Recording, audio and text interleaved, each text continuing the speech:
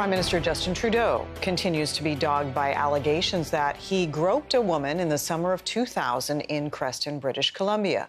Trudeau was a 28-year-old teacher at the time and first commented on the allegations over the weekend after he was asked questions about it. He was pressed on the issue again today at Ontario's provincial legislature after a meeting with new Premier Doug Ford. I've been reflecting very carefully on what I remember from that incident almost 20 years ago. And again, I am confident that I did not act inappropriately. Like I said, I do not feel that I acted inappropriately in any way, but I respect the fact that someone else might have experienced that differently. And this is part of the reflections that we have to go through. The woman made the allegation in an editorial in which she claimed Trudeau apologized only after learning she was a reporter. Trudeau says he did apologize in the moment, but says neither he nor anyone from his team has reached out to her as they don't feel it would be appropriate. I want to bring in CTV's Don Martin in Ottawa now, and let's talk about what else was said in that news conference. But we do want to touch on what happened, obviously, in terms of the misconduct allegations, because this is the first time he's taken several questions on it, and he's acknowledged that there was an interaction between the two, but he says he didn't feel anything was untoward. He apologized, though, because if the woman felt there was something untoward, he felt he had to respect that. Yeah, you pretty well covered it there, Jen. I mean, he says that what a man might think is benign, a woman would find offensive. And so in that sense, he is not feeling he acted inappropriately as a man, but he feels he's not apologizing. He's not suggesting he'll agree to an investigation outside of his own office on this one.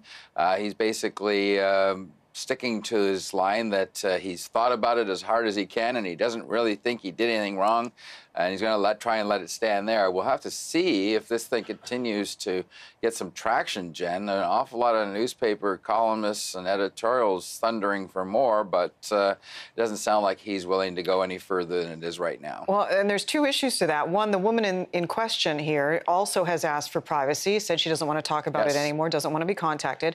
But the issue that people are clamoring on, Don, I think, is because Trudeau has made it very clear, almost backing himself into a corner, that this government holds itself to higher standards. And he has actually, sanctioned ministers for taking part in inappropriate actions or interactions with women as well. So it's almost like he's, not acknowledging that at this point either.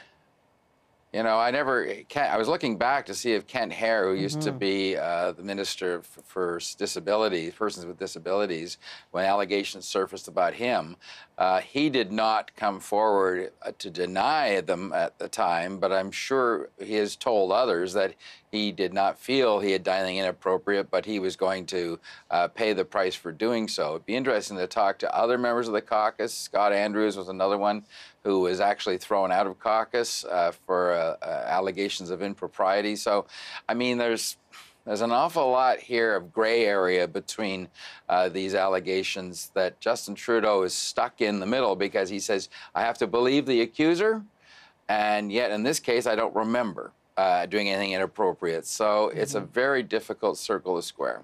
All right, just a little bit of time left to talk about his meeting with the new Premier of Ontario. I want to throw to a clip where he talked a little bit about how he sort of had to school Doug Ford. Have a listen.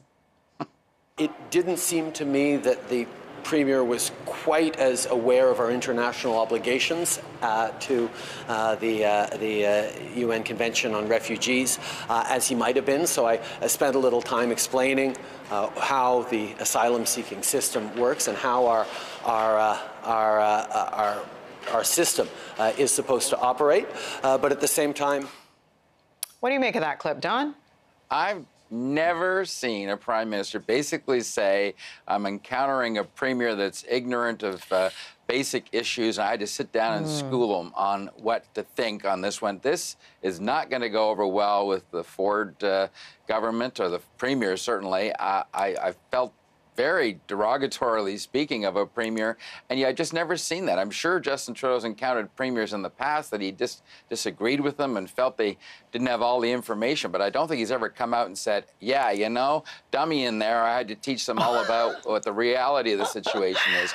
That was very startling to me, and that doesn't set up for a good relationship between Queen's Park and the PMO. Well, you're extrapolating a little bit. He didn't actually use the word dummy, Don, and he did go on later to say we had an excellent conversation on standing united on the trade front, and we are very much aligned. So it's like he tried to sort of walk back, you know, that initial comment. So maybe well, hold on. He didn't say. Yeah, but Jenny, he said quite clearly the premier didn't understand. It was condescending, some I basic thought, yes. Immigration issues, you know. He basically didn't understand the asylum seeking, refugees, our UN obligations. He basically said he doesn't understand the ABCs of immigration. Yeah. And I got to say, I've just never heard him speak that way of a premier before, and there's been lots of areas of disagreement. So, I don't know, maybe this sets up a pretty rocky relationship, but certainly 5 days in isn't off to the best start. Yeah, and Ford has been on the record in the past as well as saying not nice things, kind of derogatory things about Trudeau, so I guess they're even now, right? I guess we'll see what happens next. Don, good to talk to you as always. Thank you. All right, Jen.